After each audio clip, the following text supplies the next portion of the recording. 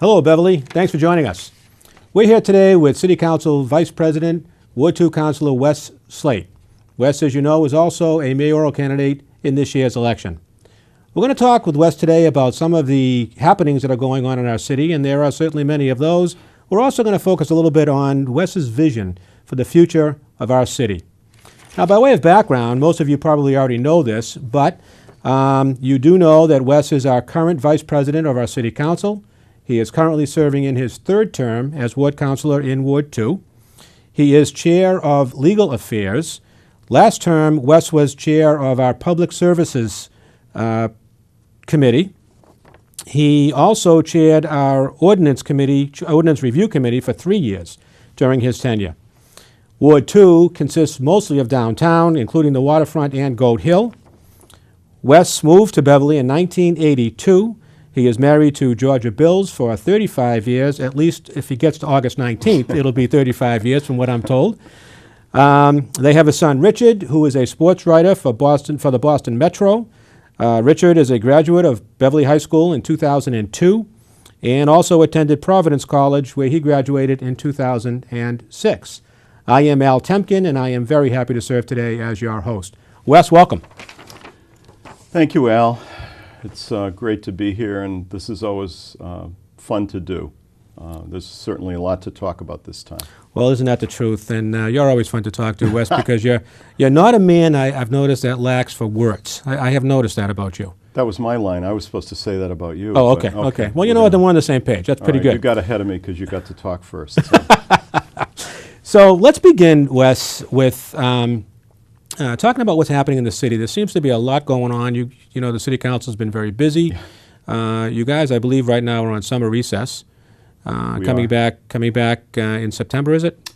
Day after Labor Day, Al. We actually have a special meeting on the 5th of August to deal with one matter that the mayor wanted to deal with more quickly.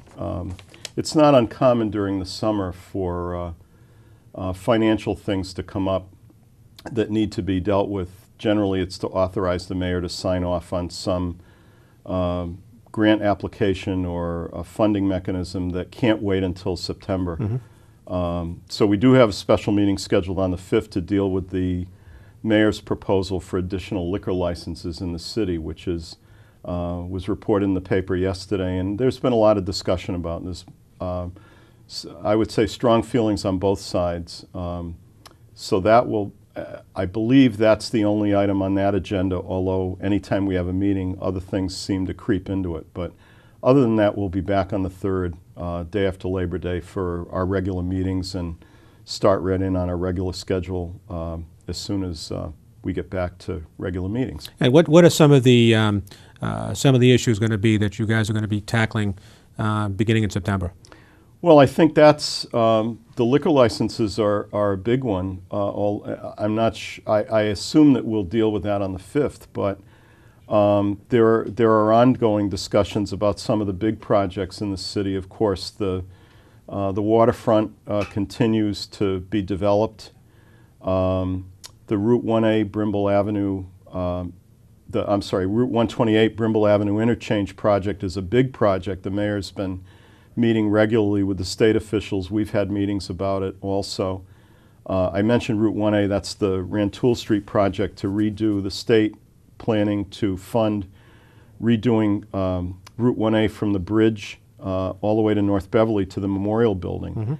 Mm-hmm. Similar to what they did over on Bridge Street in Salem, which is also Route 1A. So this is our piece of that.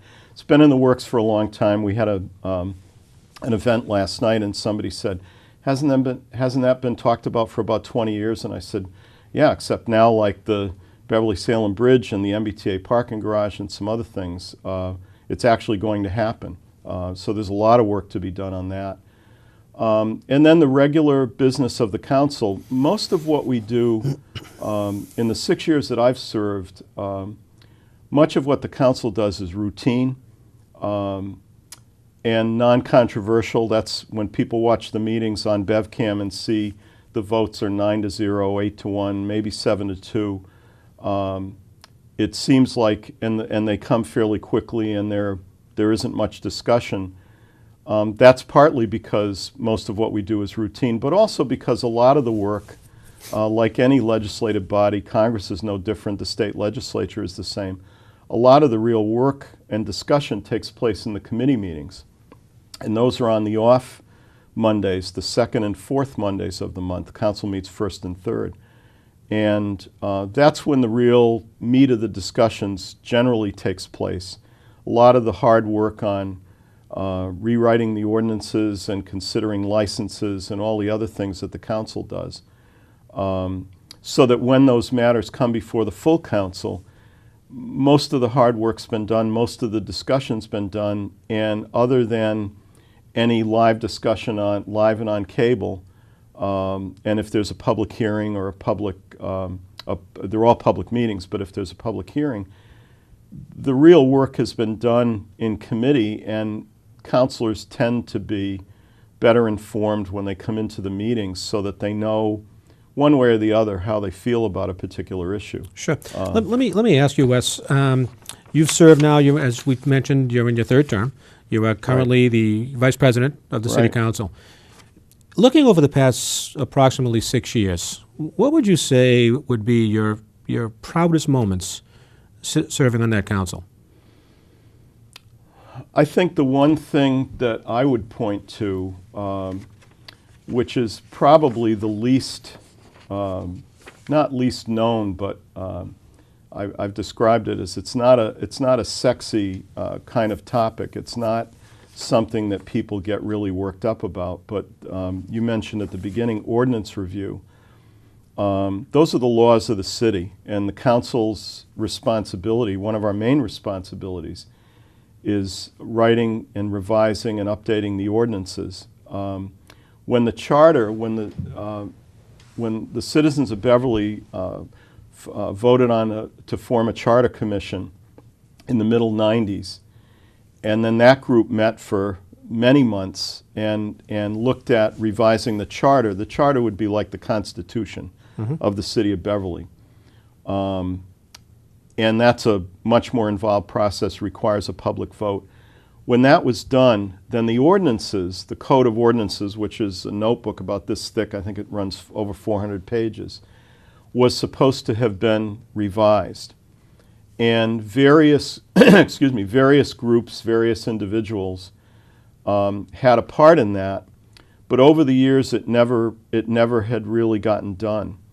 So in my first term, Tim Flaherty, who was the council president that term, asked me to chair an ordinance review committee with Kevin Hoban and Pat Grimes, two other councilors. We had the assistance of outside counsel and the city solicitor's office, and we had a clerk to keep our minutes and keep track of everything we did.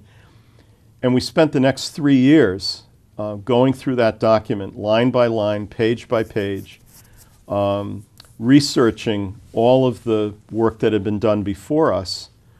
It actually extended into the next 2 terms, so that the second term that we worked on, Jim Latter, Councilor Latter, was elected in Ward 3, and he took Councilor Grimes' place, so it ended up with Kevin, Jim, and myself. And we went through the whole process of doing that. We solicited comments from the department heads and pretty much anybody that had anything to do with the ordinances and the way the city operates, the mayor and everyone else. We had a public hearing. We had many, many meetings, and finally came in with a document that is now in effect, that the council voted almost 2 years ago now, that represents the ordinances of the city of Beverly. It's a living, breathing document. One of the best pieces of advice I got was that it'll never be completed because we revise the ordinances on a regular basis. It's a work in progress, yeah. Exactly. But that hard work of taking the charter and updating the ordinances to reflect what the new charter, the new in 1996 charter, had done, now that's completed. And the charter actually calls for a review of the charter in the years ending in 0 and a potential review. The council is supposed to review the ordinances in the years ending in 2 and 7. Well, last year ended in 2, and we didn't get to it last year because charter review is still ongoing. But once that's done, it'll be taken up again, and so it is an ongoing process. But that was a very difficult, very time-consuming, very complicated process that involved lots of people, lots of input, lots of discussions, some real difficult questions about how the laws of the city should be written, and whether they should reflect the way we want things to be, the way they really are, or the way that you start from what the charter says they should be, and then you go on from there, because the charter tends to be more general, whereas the ordinances get very specific, even down to the amount of fines and people's salaries and compensation for different things, and the organization of the city. Most of that's really fleshed out in the ordinances. So that's is it fair to say through all of that work that some changes were made, several changes were made? What came of all of that work? Well, it started as what we thought would be pretty much an editing exercise to just kind of clean up the document. That was another thing. The old document wasn't even online, so an individual citizen, if they wanted a copy of the ordinances, had to go to the clerk's office or the solicitor's office or the library and get one of those binders and read it. They're now posted online. We have a plan in effect with the city clerk where they're going to actually be turned into a document that's completely online, not just a PDF file, not just a one-time document, but something that people can actually interact with and search through. So you don't have to read 400 pages to find what you want. So it turned into something, that's part of the reason why it took 3 years. It turned into something that took a lot more time and ended up being a lot more detailed, as you suggest, than just an editing exercise. Yeah. Let's kind of switch gears a little bit here, Wes. Okay. You've served the good citizens of Ward 2 now for 6 years, and I know how happy they are with your leadership. Let's talk. There's a lot of changes going on downtown, and Yes. Let's kind of focus in on some of those changes. And what is it that you attribute some of these changes to? Well, I think the first thing, and the mayor said this when he brought his budget in this year to us, the economy's a little better. The budget he described as the easiest one he had done in 18 years because things had freed up a little better. So we're able to do a little more, and that reflects in everything, in our own homes, in our own budgets personally, and the economy of the city. And with that, some big projects that have been talked about for a long time. I referred to Route 1A before. The MBTA parking garage downtown, right in the middle of Ward 2, which has been talked about for years and years, is actually, as we speak, under construction down there. It's a mess, it's construction, it's a big project, but when it's done, that Beverly Depot, which is the second busiest commuter rail station in the whole system, will have indoor parking with a very clever use of architectural design, so you can literally commuters can park their cars inside the garage and walk in a sheltered area over to the depot to get on the train. That, along with some of the measures that the council's taken over the last few years to change and adopt some new zoning laws, some new zoning ordinances, some changes in the parking ordinances to reflect the MBTA parking garage being there, some of the development of apartments and not as many condos now, but some in the downtown area, the thinking being the more people you have in the downtown area living there and commuting in and out of the city, the healthier that is for a business climate, for anybody looking to locate a business in downtown. And that's, so it's like the movie, you know, if you build it, they will come. If you provide housing for people that want to commute into Boston, but would rather live in a suburban community and have the advantage of those two lines that come through Beverly at the depot. So frequent commuter rail service into Boston. More people will live in the downtown area. That will generate more businesses and more customers, and there'll be more potential for the kinds of businesses more of the kinds of businesses that people would like to see in the downtown area. Yeah, and as you know, having worked with us on Beverly Main Streets for quite some time, our Downtown 2020 initiative says exactly what you just said. With transit-oriented growth and that type of planning, we want to be able to attract a lot more people to our downtown area. And just as you said, that brings businesses, that brings people who want to start up new businesses as well as established businesses to come in where there's potential new business. You mentioned earlier, or in the introduction, I think we mentioned that the waterfront is part of Ward 2.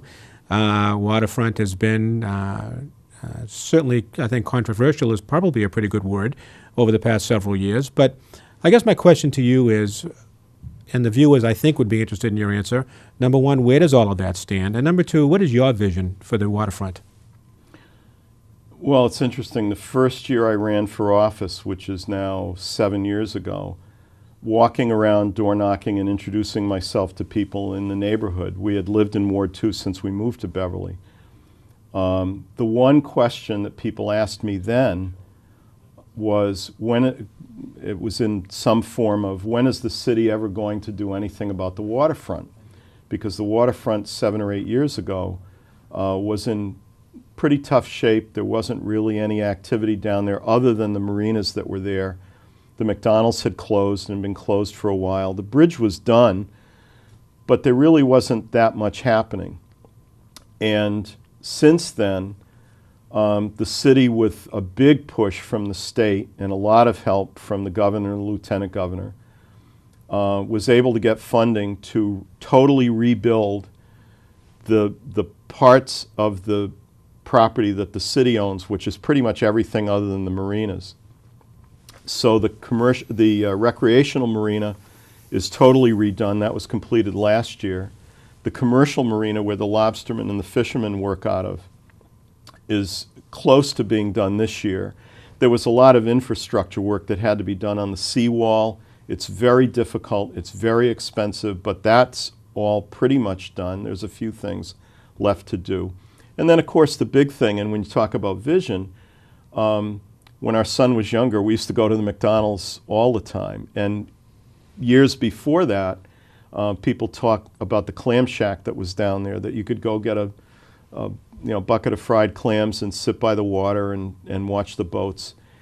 And consistently people would say, wouldn't it be nice to have a waterfront restaurant down literally on the water? There are other restaurants in the area, but one that's right on the water where you could sit out on a deck or sit inside and watch the boats go by. Other communities would kill to have that, and we've got the potential for it. Where it stands right now, without getting into all the legal parts of it, is simply that the appeal by one of the abutters is sitting with the appeals court of the state. It's a 3-judge panel that considers appeals that are brought to them from lower court or lower administrative cases. It's been a long process and it's gone through many steps, but the attorneys tell us that this is close to the end of the process, that once the appeals court decides that, and hopefully in favor of the city and our plan to lease the space to a restaurant, and at the same time, the owner of one of the local restaurants who lives in Beverly has a plan, which he has stuck with, fortunately, through all of this, to build a restaurant on that property that he would be leased to him over a long period of time, so that there would be a waterfront restaurant, a full-service restaurant on that site, initially because the size of the restaurant was of great concern to the neighbors and me, because I represent that area. It seemed like it was too big, and the parking was going to be problematic in that area. And so he revised his plan, like many developers do, or many people proposing projects do, and reduced it by about 40%, I believe it was, to a size that the site could accommodate given the parking that's available in that area. And most everyone was happy with that. As with everything, that probably excludes a few people, but the vast majority of people, as I said earlier, Al, want to see the waterfront developed, would like to see a restaurant down there. A lot of the neighbors, and Georgia and me and our friends and neighbors in the neighborhood could walk to that restaurant, and a lot of people could. There's a lot of people that live in that area. So it would keep your fingers crossed that once the appeals court makes their decision, and the obvious question that we've asked the attorneys is, well, how long does that take? And the answer is it takes as long as the judges, 3 of them, decide it takes, and then when they make their decision, things should move very quickly.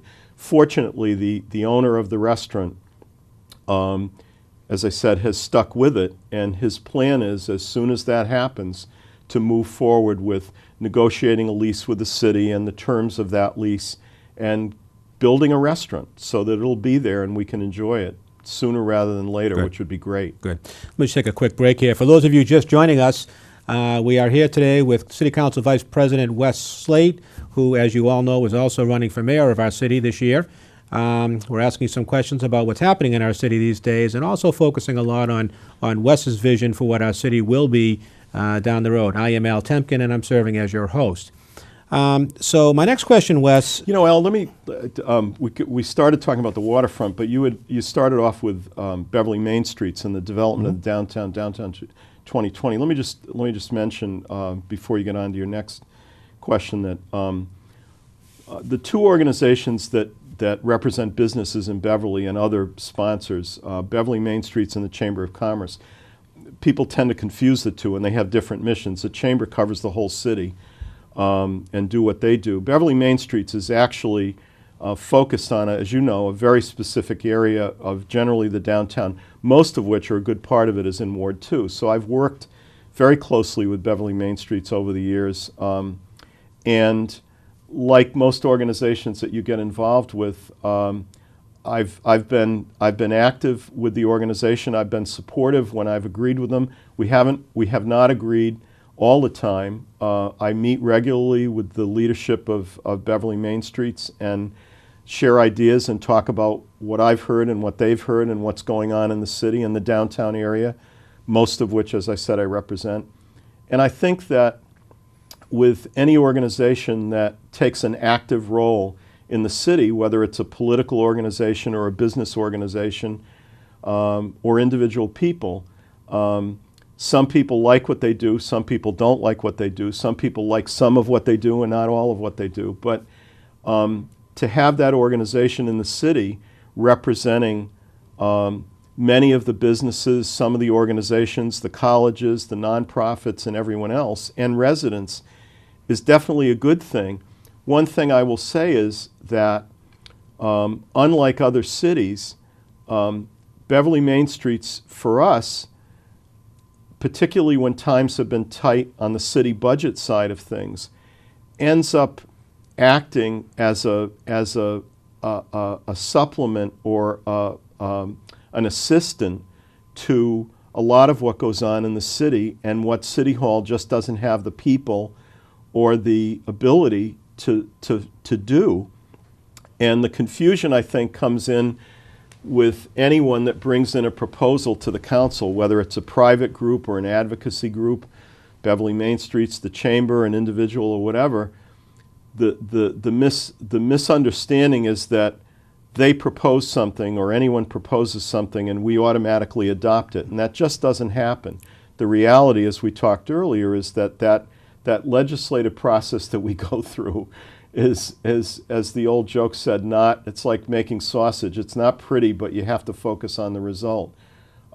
It's a series of long discussions and sometimes very heated, sometimes real battles over one position or another. You tend to try to take the good ideas from everyone and make use of them. And sometimes that is oriented toward one group or another, or the better proposal or another, or the direction that you want the city to go in or the other. So I think if other people from Main Streets were here, they would say they have a pretty good relationship with the city, but they'd like us to do more. And I think our response to that is we value Main Streets and the chambers and the others' input, but no one's ever going to get everything that they want, and that's part of the process. And I think everybody understands that. The important thing is to maintain that dialogue and communication and make sure that we all understand what our objectives are. And I would expect them and I would encourage them to be as active on behalf of their constituents and their members as I try to be and we do. So, yeah, and I appreciate your comments, and everything that you said as far as we're concerned, I think is on the money. I mean, we are our own nonprofit. We are not an agency of the city, but we have been able to kind of look at our vision and our mission statement, which is to enhance and revitalize the downtown area, and that requires the partnership that we feel we have with the city leadership. And so that brings me to my next question, actually, which is, how do you see that partnership now, and where do you see that going in the future between Beverly Main Streets and city leadership? Yeah, well, I think I would hope, and certainly when I'm elected mayor, I would look to Main Streets to focus on some of what goes on in the downtown. I think, frankly, that the city can do more to try to integrate what our master plan is and what our capital expenditure plan and what our budget is to some of the things that need to happen downtown. I know that when I talk to business owners and residents and Steve Immerman, the president of Montserrat College of Art, which is located in the downtown, and I have and in Ward 2, and I have a very close relationship with the college, with Steve and with his predecessor. Those organizations have very strong ideas about what can be done with the downtown, with the Cabot Street Theater, for example, and the downtown generally, the creative arts economy, and what the city can do to move those things forward. The other piece of it I would use as an example that just took place last 2 weeks ago, and is going to happen again next weekend, is the block party. You know, Beverly Main Streets in the past was a smaller organization that sponsored the Arts Fest and New Year's Eve and a few events in the city, and has expanded greatly to doing many more things. Came to the mayor and came to the council this year with a proposal which other cities have done.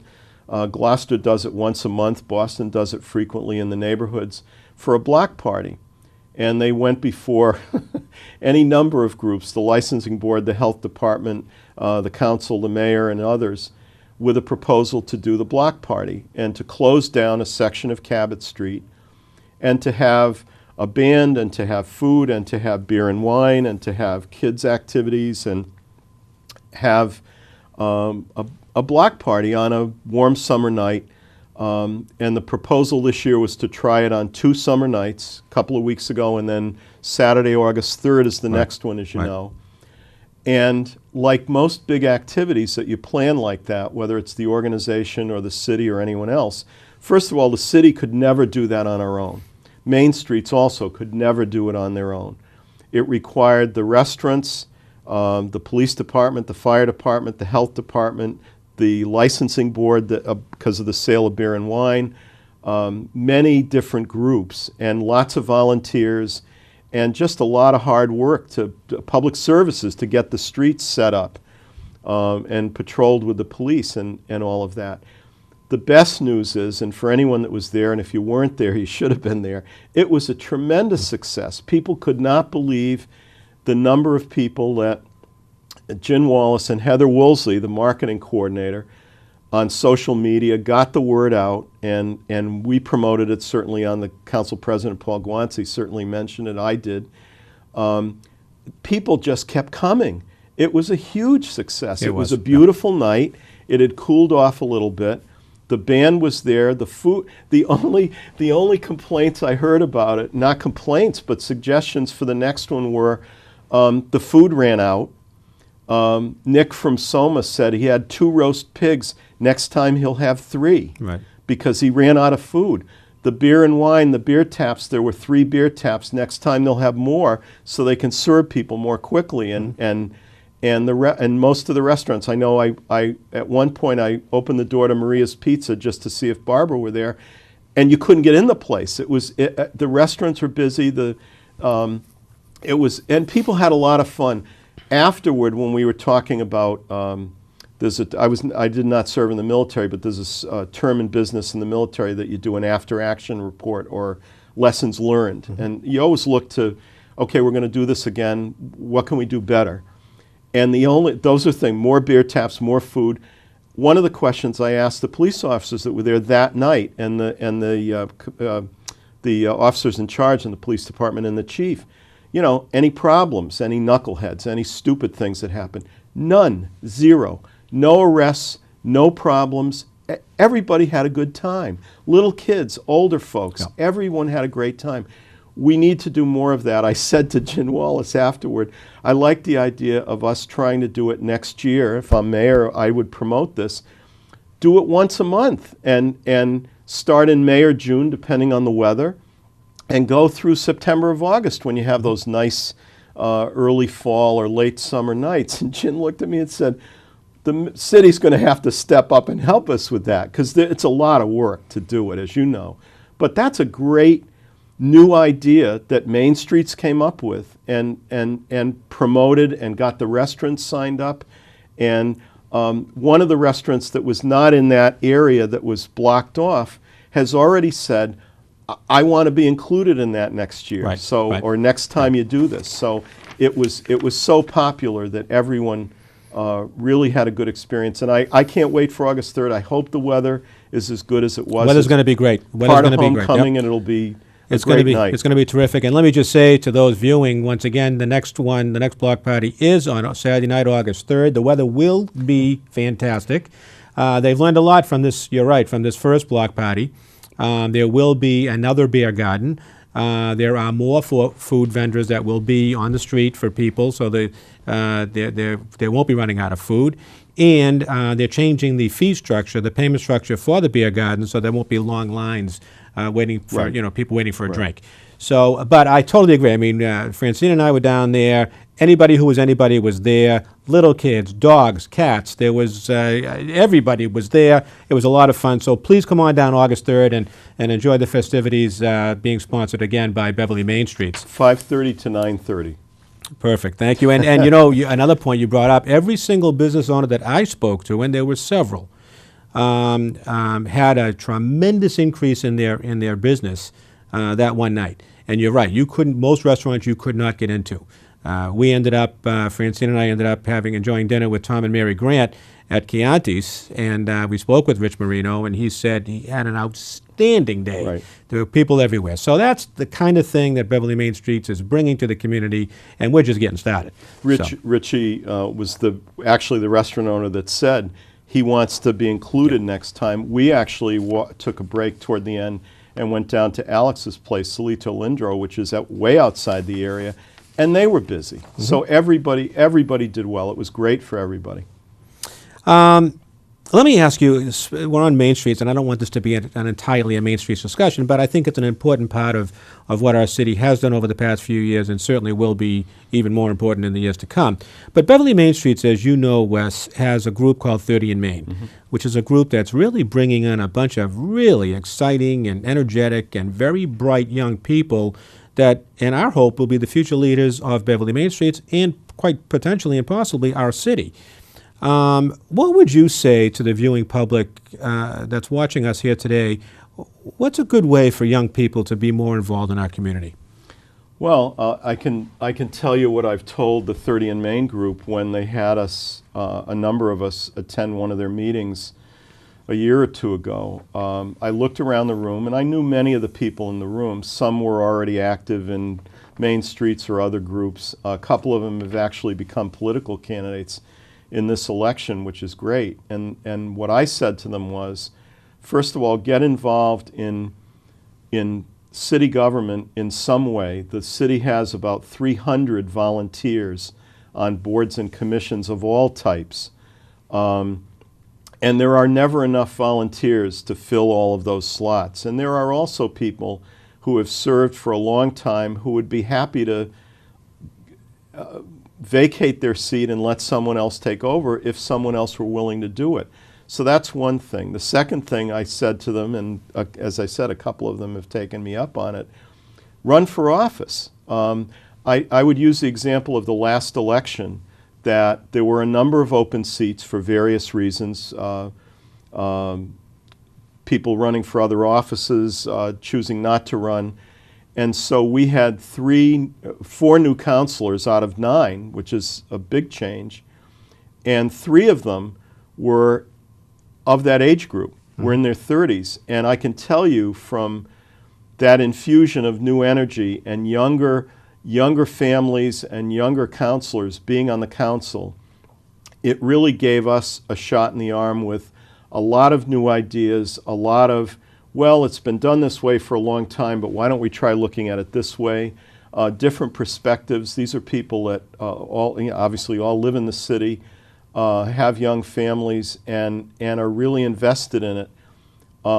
So for the city council and the school committee had one new member last time, and a couple of new candidates from 30 in Maine are running this time for school committee and particularly for council. So that's a good way to do it. And I said to them that night, and I've said to my colleagues that are on the council, 10 years from now, 15 years from now, these are the people, as you said, that are going to be literally running the city. They're the future of the city. And you want people that have had some experience on those boards and commissions, on political organizations, on the farmers market and school committee and city council, that can step into those leadership roles. There are 16 elected officials in Beverly. The mayor, the council is 9, and the school committee is 7. The mayor's one of the 7. That's why it adds up to 16.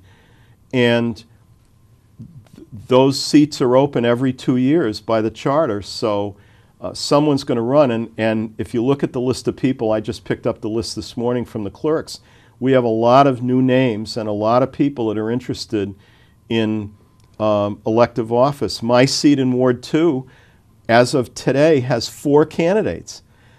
Maureen's seat, Maureen Trubateras, Councilor Trubateras in Ward 1, who served for 20 years on the council. Yeah, she's going to Maureen has 6 candidates in Ward 1. So there's obviously a lot of interest in the mayor's race, the council races, school committee, and that's terrific. And a lot of the people that are running, a number of the people that are running, are young candidates, young people that have been involved in different activities and feel like this is an opportunity to serve the city, to get elected to office.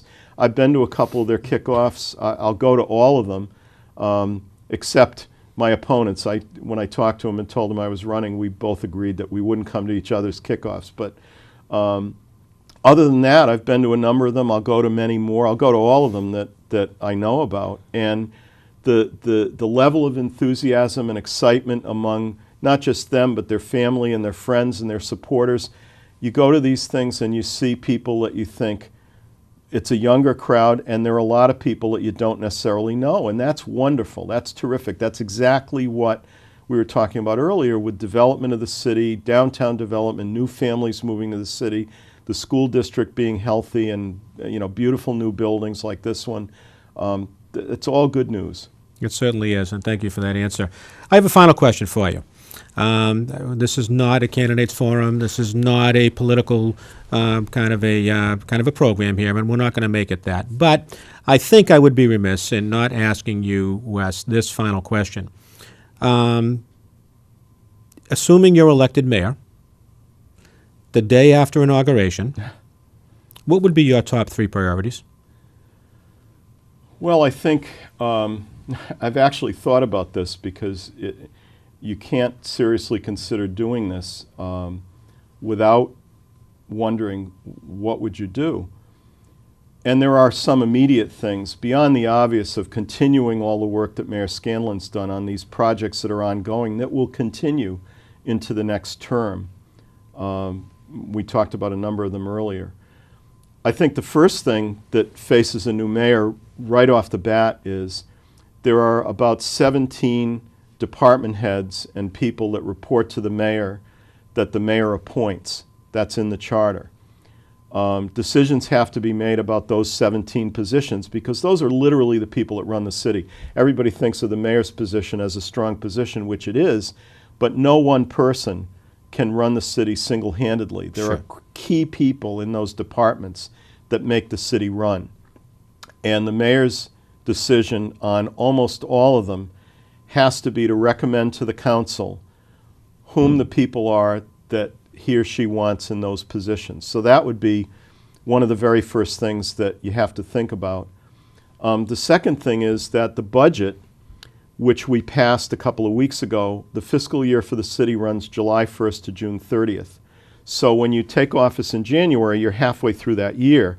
So you already know, I already know what the budget's going to be because we spent a month going through it 3 separate times, and I've done it 6 times, so 6 years. So you kind of know, I know it's in the budget. Sure.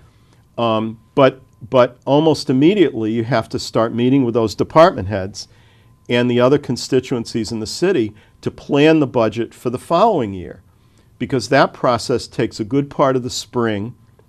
The mayor typically brings it to the council by the end of May, and then the council takes the month of June to work on the budget, and it has to be done and into the state by the 1st of July. So that's another big thing that you have to decide, where's the money coming from in real estate taxes, which is the biggest chunk of it, local aid from the state, all the other sources of revenue that come into the city, and then what are you going to spend the money on? About 85% of that budget is contractual obligations and fixed costs.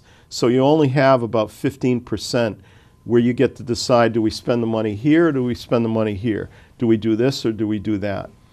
And the other thing is that you're in charge of now, once you put your hand up at the high school auditorium and take the oath, you're in charge of a budget of about $106 million that we passed, about 1,000 employees that work for the city if you include the teachers, those 17 department heads. There are 9 or 10 labor unions with contracts.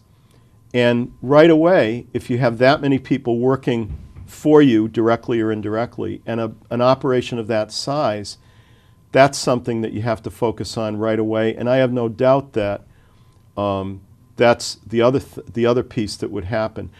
The good news is that you don't really start on January 5th or whatever the date is.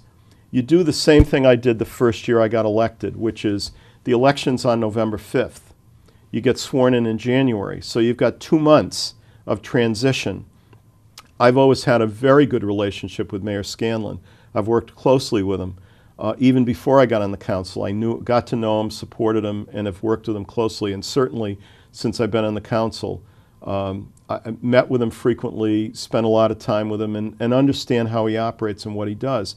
Doesn't mean we agree all the time, but we have a good, strong relationship. I would look forward to that time between November and January for some real intensive discussions about those ongoing projects and then all the little things that come up. Documents that the mayor has to sign, just the operation of the city.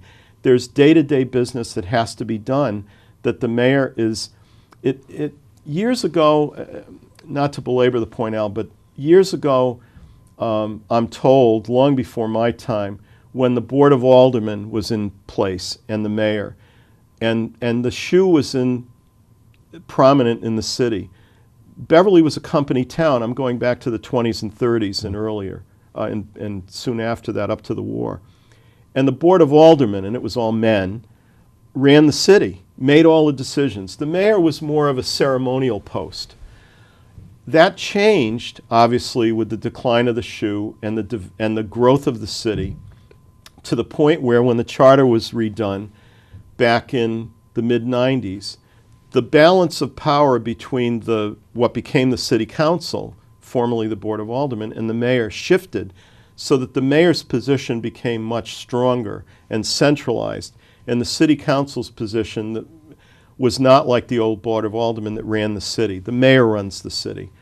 So that knowledge of what I've done for the last 6 years, my experience in business, I've been in business since 1980, worked for the telephone company for 20 years, was trained by AT&T, negotiated multi-million-dollar contracts with the federal government. If you can do business with the federal government, you can do business with anybody. and learned how that works. And I started as a teacher. That's how Georgia and I met. We were both, and she still is a teacher, director of fine arts at Glen Urquhart School. So I have experience in teaching and education, a lot of educators in my family, including my wife. But all that experience in business with the telephone company and now with Crane Electronics over on Tozier Road, that I understand how business operates, and I have a lot of experience in working on projects and big contracts and teams and groups of people and division of labor. And the telephone company, when I worked there, the management employees the